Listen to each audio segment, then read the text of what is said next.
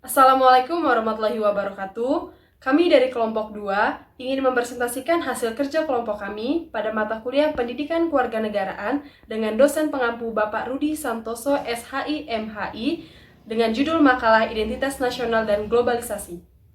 Sebelumnya, izin memperkenalkan diri, nama saya Asa Datul Fitri dengan NPM 2021020031, Program Studi Hukum Tata Negara Kelas A, Fakultas Syariah Universitas Islam Negeri Raden Intan Lampung.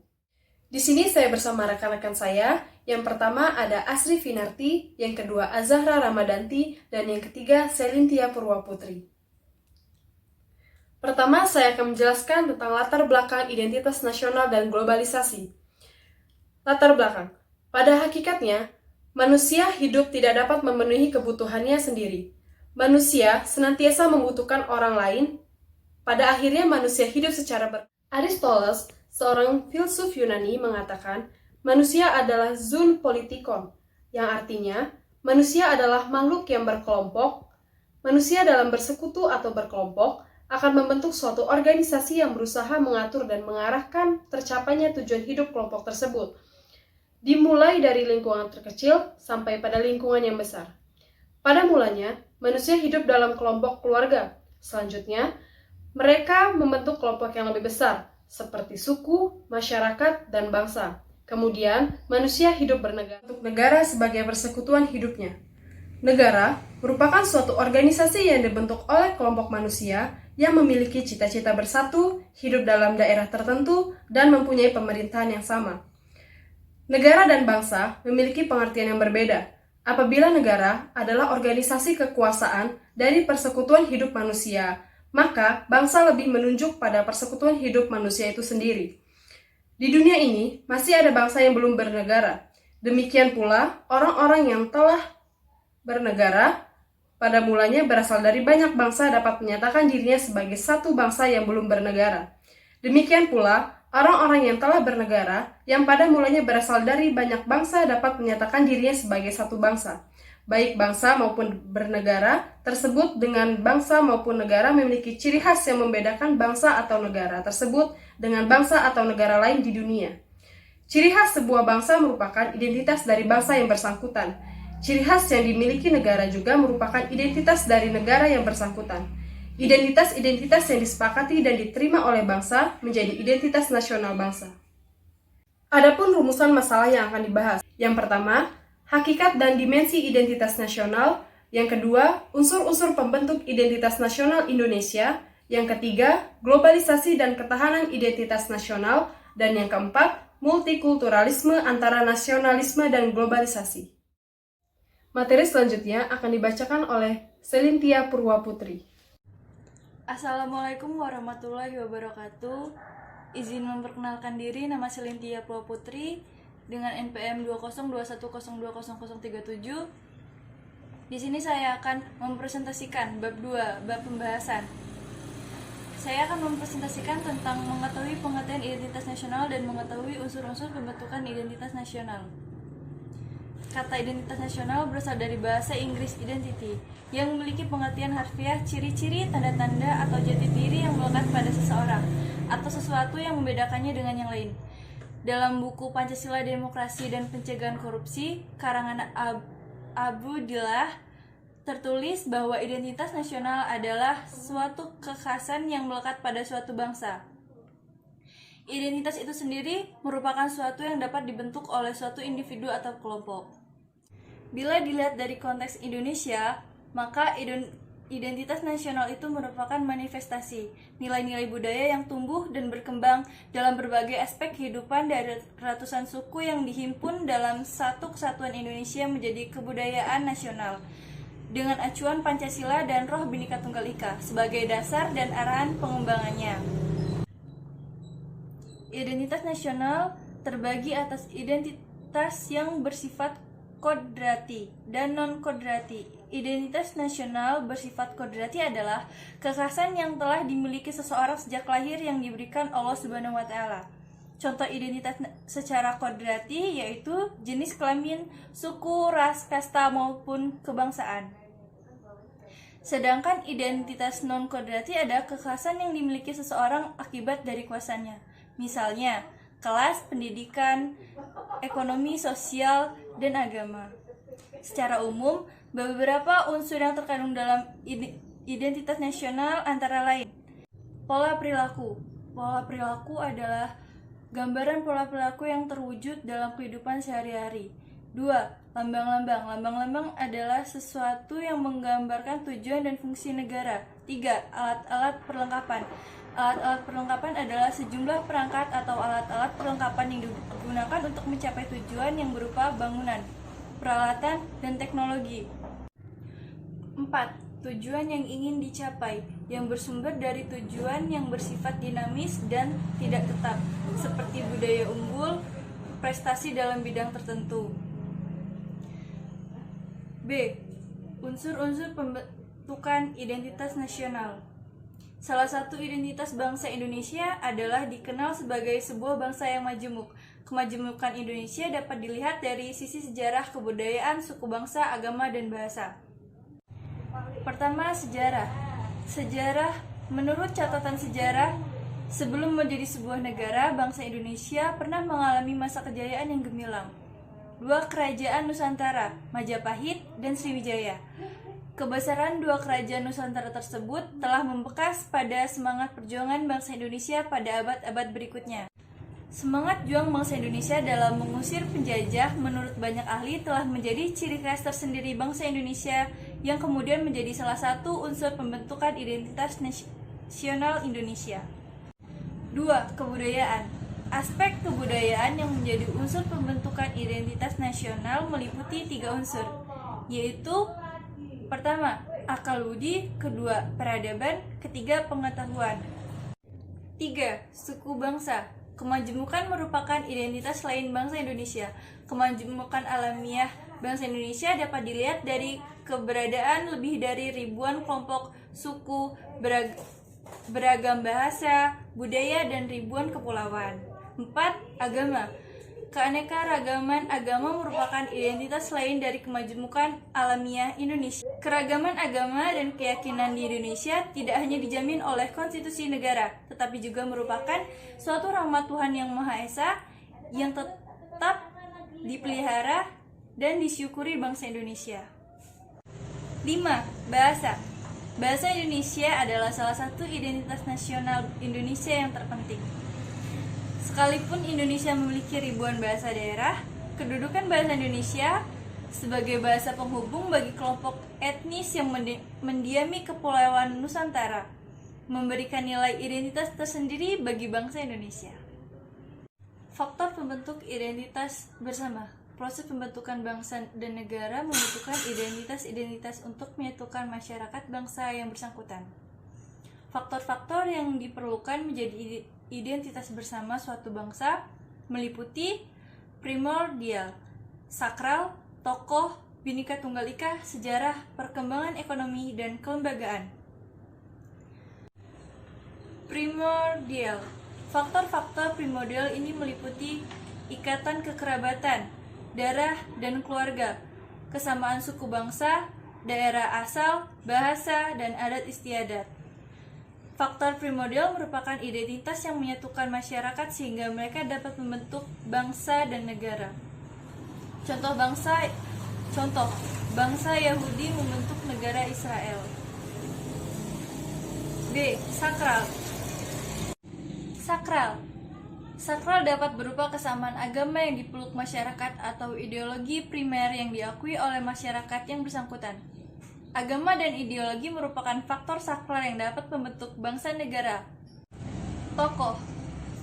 Pemimpin dari para tokoh yang disegani dan dihormati oleh masyarakat dapat pula menjadi faktor yang menyatukan bangsa negara. Pemimpin di berbagai negara dianggap sebagai menyambut lidah rakyat, pemersatu rakyat, dan simbol persatuan bangsa yang bersangkutan. Bhinneka Tunggal Ika. Prinsip Bhinneka Tunggal Ika pada dasarnya adalah kesediaan warga bangsa untuk bersatu dalam perbedaan. Yang disebut bersatu dalam perbedaan adalah kesediaan warga bangsa untuk setia pada lembaga yang disebut negara dan pemerintahnya, tanpa menghilangkan keterikatan pada suku bangsa, adat, ras, dan agamanya. Sejarah. Persepsi yang sama di antara warga masyarakat tentang sejarah mereka dapat menyatukan dalam satu bangsa. Persepsi yang sama tentang pengalaman masa lalu seperti sama-sama menderita karena penjajahan tidak hanya melahirkan solidaritas tetapi juga melahirkan tekad dan tujuan yang sama antar anggota masyarakat itu. Perkembangan ekonomi. Perkembangan ekonomi industrialisasi akan melahirkan spesialisasi pekerjaan atau profesi sesuai dengan aneka kebutuhan masyarakat. Semakin tinggi mutu dan variasi kebutuhan masyarakat, semakin saling bergantung dalam memenuhi kebutuhan hidup, semakin kuat saling ketergantungan anggota masyarakat karena perkembangan ekonomi akan semakin besar solidaritas dan persatuan dalam masyarakat. Kelembagaan. Faktor lain yang berperan dalam mempersatukan bangsa berupa lembaga-lembaga pemerintah yang politik. Lembaga-lembaga itu seperti birokrasi, angkatan bersenjata, pengadilan, dan partai politik. Lembaga-lembaga itu melayani dan mempertemukan warga tanpa membeda-bedakan asal-usul dan golongannya dalam masyarakat. Kerja dan perilaku lembaga politik dapat mempersatukan orang sebagai satu bangsa. Materi selanjutnya akan dibacakan oleh Azahra Ramadanti. Assalamualaikum warahmatullahi wabarakatuh. Saya Azahra Ramadanti dengan NPM 202102052 akan melanjutkan materi selanjutnya. Karakteristik identitas nasional. Situasi dan kondisi masyarakat kita dewasa ini menghadapkan kita pada suatu keprihatinan dan sekaligus juga mengundang kita untuk ikut bertanggung jawab atas krisis identitas yang sedang kita alami saat ini. Kehalusan budi, sopan santun, dalam sikap dan perbuatan, kerukunan, toleransi, dan solidaritas sosial, idealisme, dan sebagainya perlahan hilang, dilanda kencangnya pengaruh modernisasi dan globalisasi yang penuh paradoks. 2.5. Globalisasi dan ketahanan identitas nasional. Istilah globalisasi menunjukkan gejala menyatunya kehidupan manusia di planet bumi ini tanpa mengenal batas fisik, geografik, dan sosial yang kita kenal sekarang ini. Globalisasi berkembang melalui proses yang dipicu dan dipacu oleh kemajuan pesat, revolusi di bidang teknologi, komunikasi atau informasi, transformasi, dan perdagangan yang dikenal dengan istilah Triple T. Di sisi lain, globalisasi harus dipandang sebagai suatu peluang untuk meningkatkan, mengembangkan, dan memperkokoh bangsa agar sejajar dengan bangsa lain yang telah maju. Untuk itulah diperlukan tanas yang tangguh bagi bangsa Indonesia di era globalisasi. Ketahanan nasional adalah suatu kondisi dinamis suatu bangsa yang berisi keuletan dan ketangguhan, yang mengandung kemampuan mengembangkan kekuatan nasional dalam mengatasi ancaman, gangguan, hambatan, dan tantangan baik dari luar maupun dalam negeri. Seharusnya para penyelenggara negara dan elit politik memikirkan bagaimana mengindonesiakan orang Indonesia yang sangat heterogen dari segi agama, etnik, suku, bahasa, dan adat istiadat. Kondisi ini sangat rawan bila tidak diberlakukan sama di depan hukum, pengadilan, pemerintahan, dan pendidikan. Ingadah firman Allah Subhanahu wa Ta'ala dalam Al-Quran Surah Al-A'raf yang artinya, dan sekiranya penduduk negeri beriman dan bertakwa, pasti kami akan melimpahkan kepada mereka berkah dari langit dan bumi. Tetapi ternyata mereka mendustakan ayat-ayat kami, maka kami siksa mereka sesuai dengan apa yang telah mereka kerjakan. Beberapa bentuk ancaman tersebut menurut doktrin Hankamnas Catur Dharma Eka Karma meliputi 1. Ancaman dalam negeri internal kebangsaan. Ancaman dalam negeri jadi tantangan tersendiri bagi bangsa Indonesia dalam mengukuhkan ketahanan nasional bangsa Indonesia. Dalam berbagai kondisi, ancaman yang berasal dari dalam negeri. Ancaman ini bisa berupa pemberontakan, subversi, kudeta, atau apapun namanya yang berasal dari atau terbentuk dari masyarakat Indonesia. 2. Ancaman dari luar. Dalam bentuk fisiknya, ancaman seperti ini dapat kita jumpai dalam beberapa istilah di bawah ini yang sangat akrab di telinga kita. Antara lain, infiltrasi, subversi, dan intervensi dari kekuatan kolonialisme dan imperialisme, serta invasi dari darat, udara, dan laut oleh musuh dari luar negeri. Hal ini jika tidak disadari dan dibiarkan berlarut-larut akan memicu kemerosotan suatu bangsa. Dimulai dari kemerosotan finansial, kemerosotan moral, akhirnya jatah sebuah peradaban tersebut untuk tetap eksis dalam kancah dianggap suatu kebenaran tiba-tiba menghilang tanpa bekas.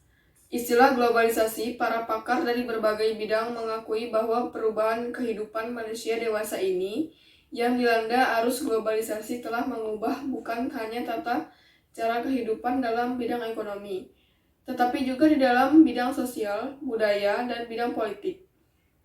Di dalam globalisasi dikhawatirkan ada negara atau kelompok masyarakat yang diuntungkan, tetapi juga ada yang dirugikan.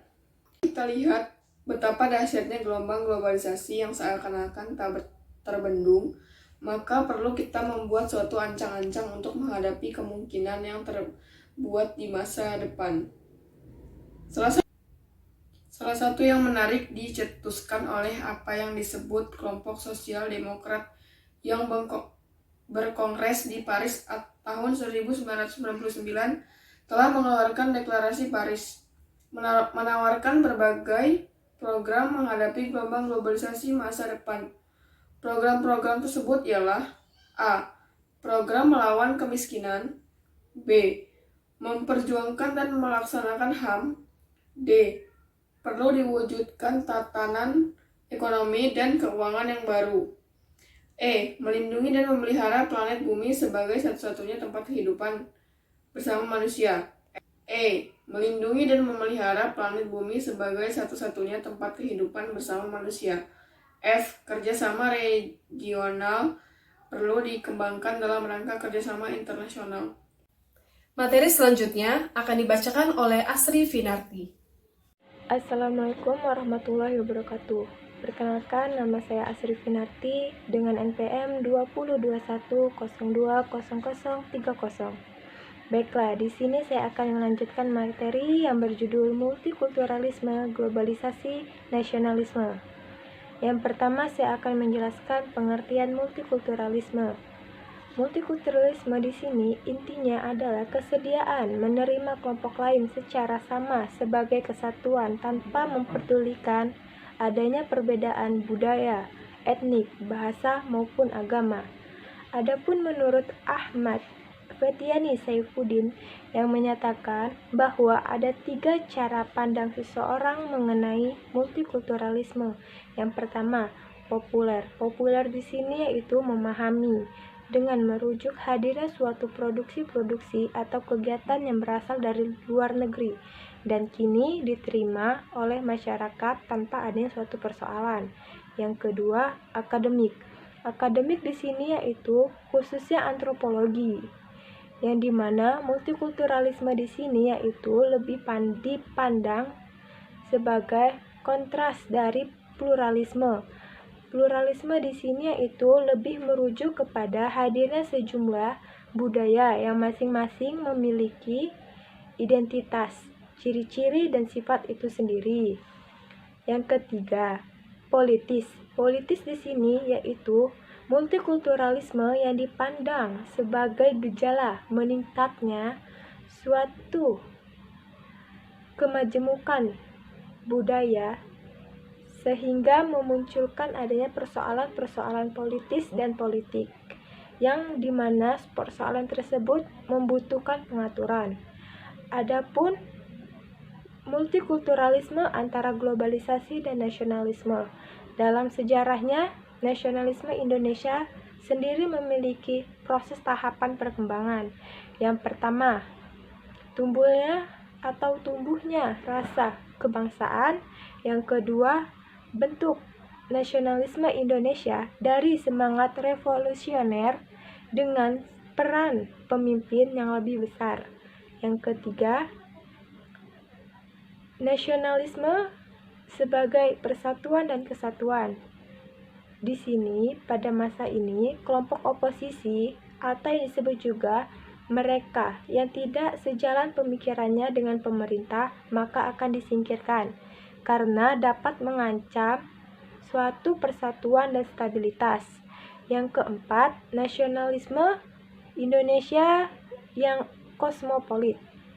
Maksudnya di sini adalah nasionalisme yang dari semangati oleh adanya multikulturalisme, dan ini interaksi yang sangat penting apabila suatu nasionalisme atau multikulturalisme di sini mempentingkan adanya aneka kebudayaan yang dimana hidupnya semakin berdekatan seperti di Indonesia.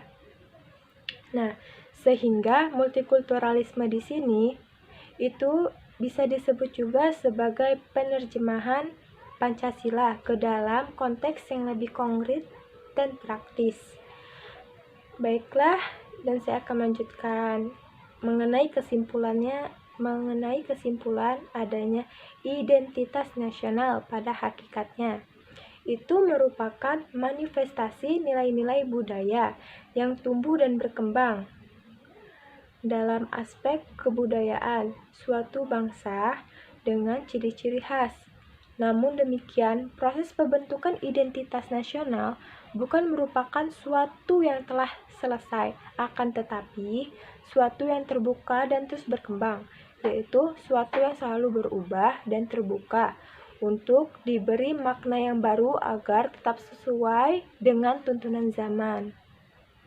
Dan ada pula identitas nasional bagi yang berbasis masyarakat. Identitas nasional tersebut yaitu atau identitas nasional multikultur yang sangat relevan bagi penegasan kembali identitas nasional bangsa Indonesia yang demokratis, inklusif, dan toleran, dengan tetap mengakar pada identitasnya yang majemuk, yang sebagaimana terrefleksi dalam konsep dasar negara Pancasila, yang sehingga bisa disebut sebagai asas dasar negara Pancasila. Cukup sekian dari saya ucapkan terima kasih. Wassalamualaikum warahmatullahi wabarakatuh. Sekian materi yang kami sampaikan. Bila ada kata yang salah, kami mohon maaf. Kami akhiri. Wassalamualaikum warahmatullahi wabarakatuh.